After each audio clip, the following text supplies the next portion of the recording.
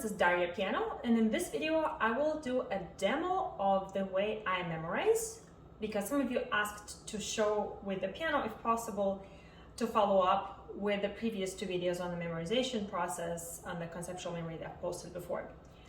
So I will show you how I do it step by step. It's going to be an example from the Chopin Etudes, Opus 10 number 6, which is going to do the first phrase. This one has complicated harmony. It has 4 different voices, meaning 4 different lines at the same time. It has an intricate melody in the left hand and a leading voice in the right hand. Each hand has 2 voices, which is perfect to show how I memorize different combinations. And it's just such a beautiful and expressive piece of music, so hopefully it won't be boring to listen to it over and over as we go through this memorization process. I have memorized this fragment in about 30 minutes, 40-ish minutes. And I'm gonna play it slowly. It is a slow piece, but I might take it even slower. I have a second camera here. Today's the 3rd day. I've memorized it the day before yesterday. Yesterday, I've repeated it only once to check if that worked. And today I repeated it again, and I understand that, yes, it worked. So now I can demonstrate that is actually effective. So what did I do? First thing, I'm gonna just play that fragment for you. I'm gonna play by memory. There is notes in front of me, but I'm gonna close my eyes so you know I'm not cheating.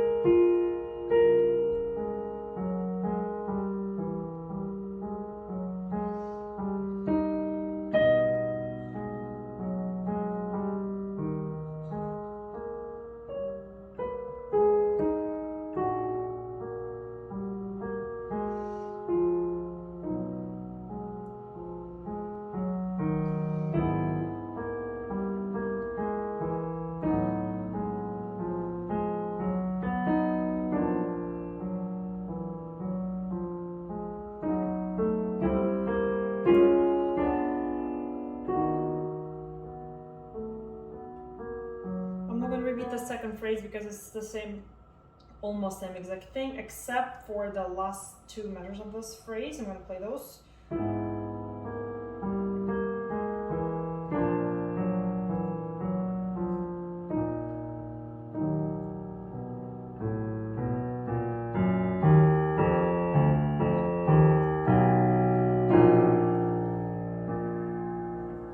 These 2 measures are slightly different, and I'll show you what I mean. And I did include the transition into the next section. Now let's try to quickly go step by step. First thing what I did was to learn the right hand melody. Just the first top voice, because it has 2 voices in the right hand, right?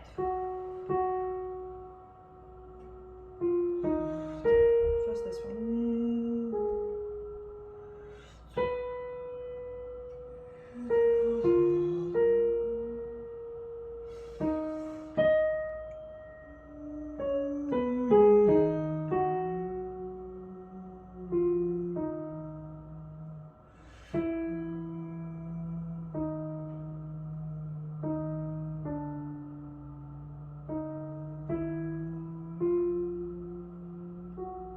That's the first thing I did. Second thing is, the melody is usually easy to remember because it's melodious. Then I added the second voice. You can try to, if it's difficult 2 voices, you can try to add it first with the left hand, so you know how they're separated. This is together. It's 2 voices. Now the F is not in the top voice. It's going from E flat, F,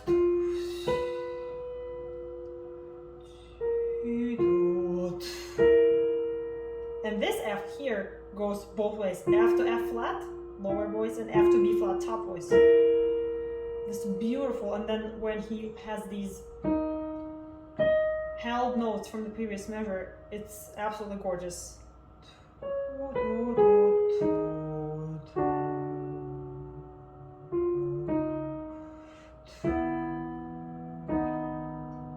this C flat is not in any of the top voices. We skip it.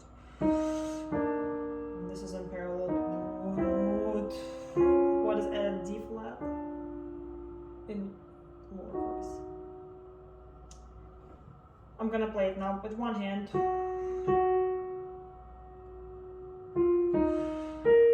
Knowing that this is held over from the previous voice, from the lower voice, right? F does not belong to the top voice. C, B flat.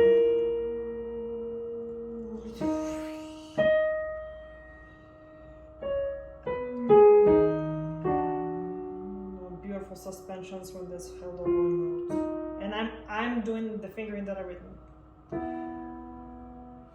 C flat, do not play here.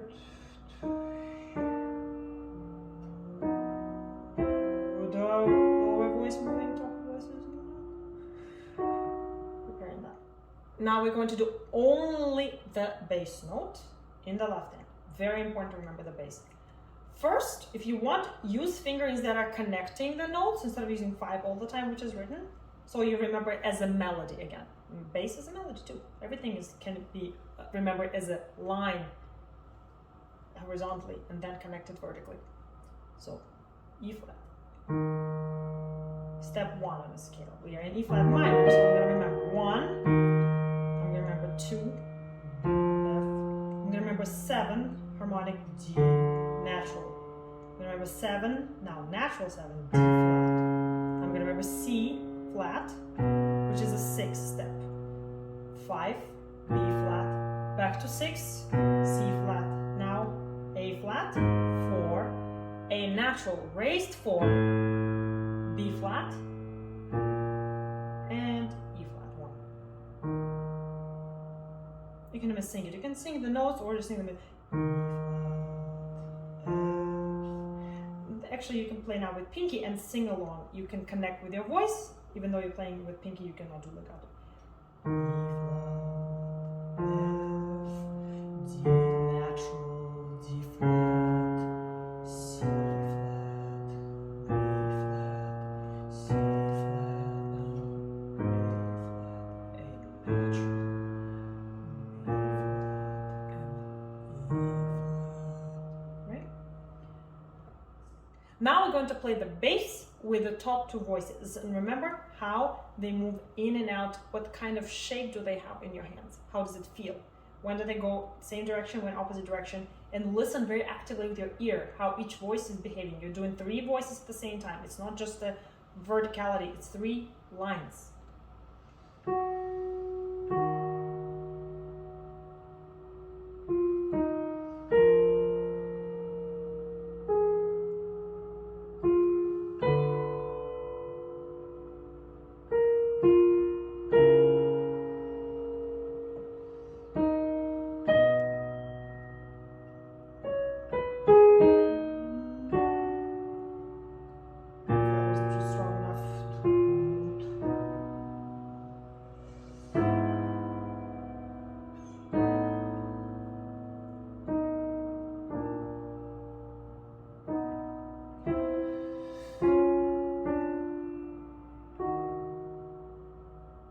I was not looking. I remembered that with, yes, my ear remembered. Emotionally, of course, I remember because it's very expressive. And I remember also logically where my left hand's going, where my right hand's going, when are they going in the same direction, when opposite, right? And just listening, each voice separately. And I am prepared in my head for the next turn. I don't play mechanically. I'm actively thinking, okay, now my left hand's gonna go down, my right hand's gonna go up with my ear. Now the most difficult is the top voice in the left hand. It has an intricate line melody, and we're going to play it first by itself, and I'm going to hum it to physically feel the distance between the notes. You can also name the notes if you like B flat, C flat, B, C flat, B flat, G flat. Or just to save time, I'm going to hum.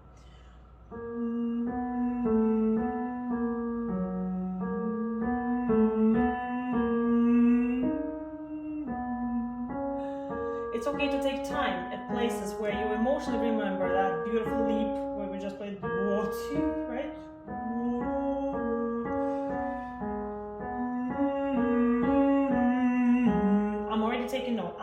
A flat is held.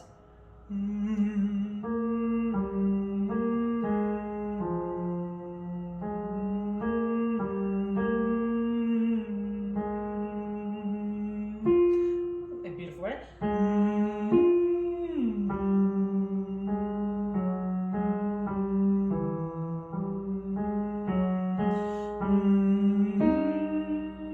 Held. Here it's a tricky spot. There's technically 5 voices at the same time because this D flat is held and this G flat has stems going up and down. So it's kind of a trick because you have to technically think about one voice. So G natural, sorry.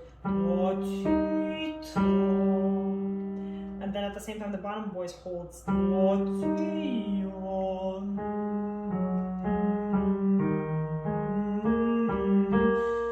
Same here. And then wait, not repeat.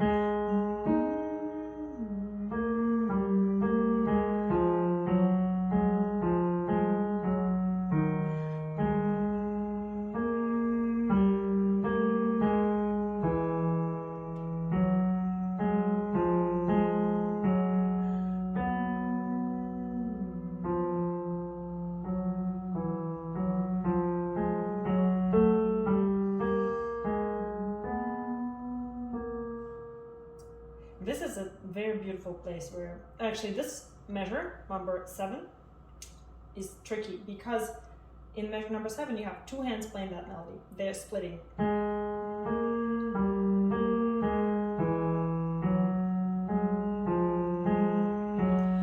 C flat, this tritone 3, and this is just a sequence of minor thirds going up. So I already remember this measure, right? So now let's try to find patterns because it seems to be very convoluted and not every measure is the same, but there is some kind of pattern. So we have E flat minor, right?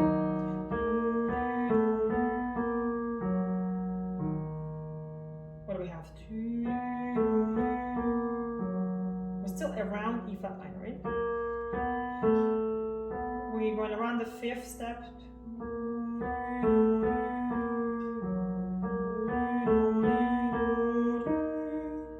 Now step ups very similar to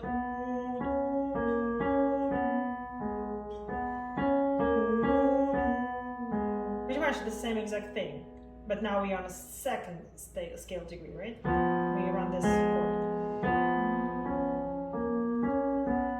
Same shape. Now we're holding A flat.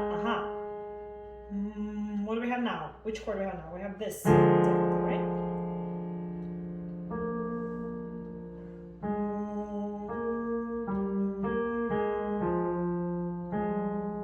And we can even forget about the B flat. This is our chord, right? B flat is the passing tone.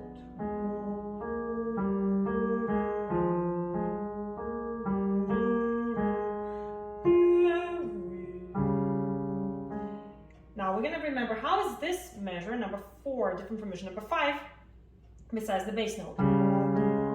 G flat, A flat, F sharp, A flat, G, E natural, F sharp, A flat, G, E flat, and then A flat is the same, F sharp is the same, G natural is the same. Now E flat going to A flat.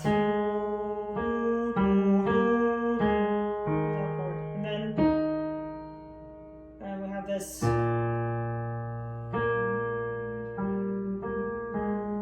even wider, farther apart here. Now we're narrower.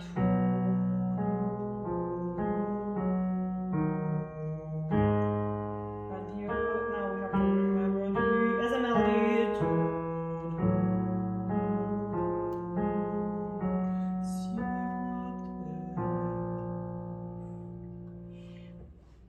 So the shape, as you notice, is always the same, except sometimes it goes up on the last note on the 2nd half of the measure, and how far up it creates this expressive leap. And this should be easy to remember when it's bigger, when it's smaller, to which note. This is emotional memory here that will help you. And now it's time to talk about harmony, which will help you actually memorize both of the left-hand voices. As usual, my supposedly short video is turning to be a 30+ minute video. So I have decided to cut out the harmonic progression. Please click on that video separately to understand how I derive the harmonic progression, how I determine between the passing tones and the harmonic tones in each measure, and how I connect that mindfully with the right hand. So I know how my harmonic progression is interacting with my melodic line in the right hand. And after I've done that, now I can approach my left hand separately with the two voices now as written in a more thoughtful way, so I can shape it more meaningfully. I'm gonna do a close-up on that for you.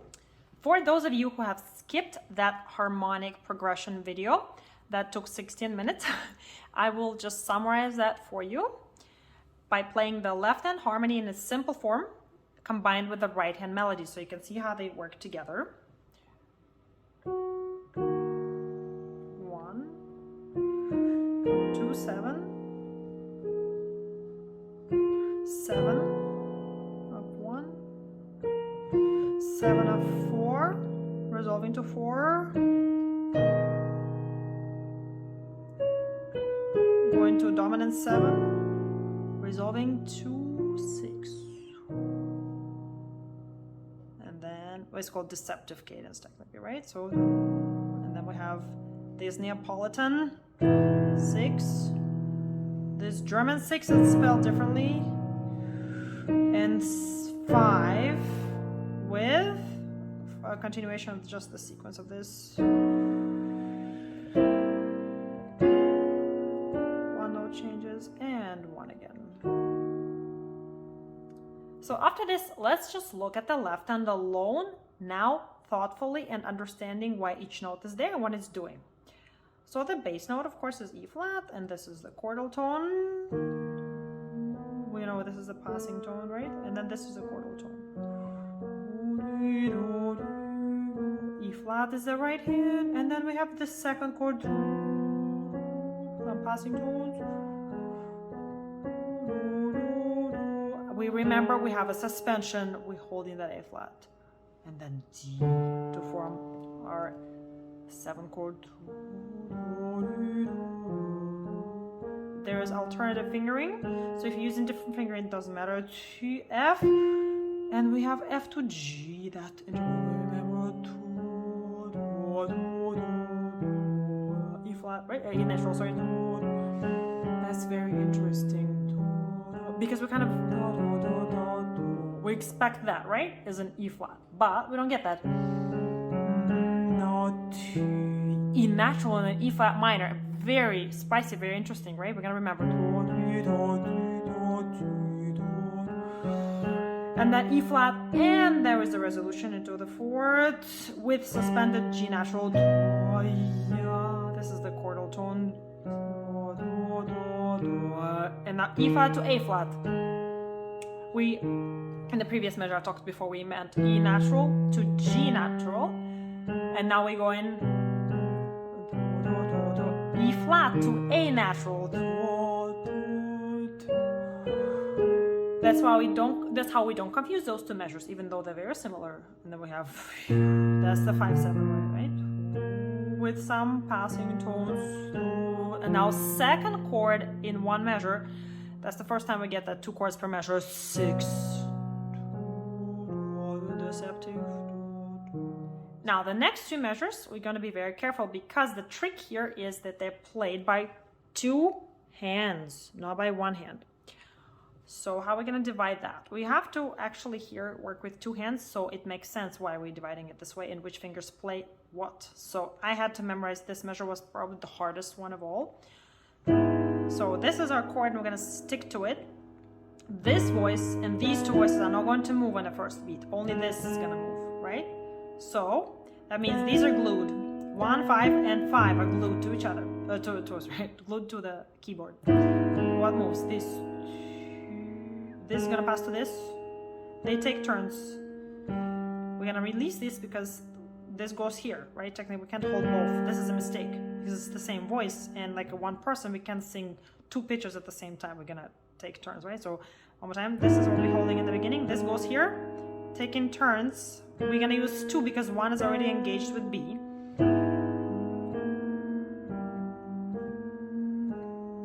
Now, these 2 notes played by the left hand. Right hand prepares to switch.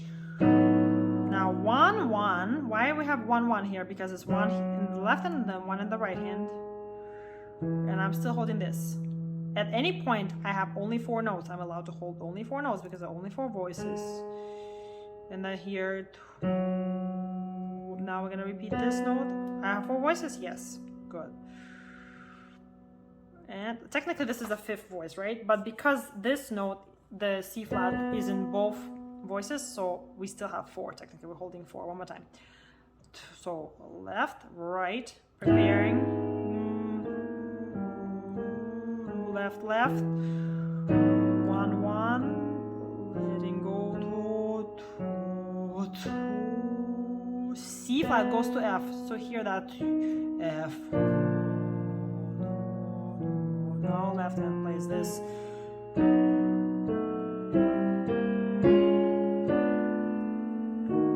And we arrive. Now I'm going to quickly show you the difference between measures 7 and 8 and 15 and 16, because otherwise everything else is the same between phrase 1 and 2. Measure 7 and 15, half of it is exactly the same. Is this. But now instead of this, we have this B flat 7, right? So 5, 7 fingers. Very important fingers, by the way. I just made a mistake. And then 4 voices going to 3 voices, because B flat and B flat in the left hand goes into one voice. And this, what's this? That's exactly the same as the first measure was, half of it. And then we have B flat, F, D, F, C flat, and B flat. Sorry, you can't see that, but the last one is the B flat. So I'm gonna remember that sequence as a melodic line. And the last important thing about the left hand is to think about when the left and both of the voices happen on the first beat, and like here and here, and where you have a suspension. For example, here, the bottom voice always happens on the first beat, as you see the bass, but the upper voice sometimes starts with a suspension. So that, and suspension sometimes aligns with a suspension in the right hand, and sometimes it doesn't. For example, here right hand has a suspension, but left hand doesn't. But here both of the middle voices have a suspension. So when you're playing, make sure your ear is very sensitive to that, because that way you will remember right away. Same here, we have a suspension, and here we don't have a suspension. No suspension here either. Now I have connected right hand 2 voices separately from the left hand 2 voices. Each hand I know well. I have also connected the bass with the melody, with both melodic tones, and I have connected the harmonic progression in its simple presentation with the melody in the right hand. So I know everything in and out, all the details, why they're there, each note, I understand its function. And what I can do now is try to connect all 4 voices as written. I'm not going to demonstrate that because I've already played that for you in the beginning. But I suggest, if you have trouble connecting all of it, of course, it's a long sequence. It's about 8 measures long, 9 measures long, actually. No, 8 measures long. I can't count very well. Well, musician's not a mathematician, right? It is 8 measures long, and if you are having trouble connecting all 8 measures, try to do 2 measures at a time, then 4 measures, and then all 8 measures. That's it. Now you can connect all of it together and see how much progress you've made. Hopefully I was clear and it was helpful to demonstrate exactly what I meant in my memorization videos on how to find harmonic progression, how to memorize it, how to imprint it in your mind, and how to be very conscious and thoughtful of every movement of each voice at any time. and to put it in the context of the larger harmonic progression. And the last thing important about harmonic progression is to anticipate actively with your ear what is the next chord I'm going to play, what is the next harmony, and not just with your ear, but help yourself with your mind, with your brain, remembering, okay, this is the third chord in the progression, it's this, it's followed by that, preceded by that, and all connects nicely together. Thank you for watching, and please suggest some other topics I could do or some other pieces that I could show you how I would memorize that. And thank you for supporting my channel, and stay tuned for more videos. Bye.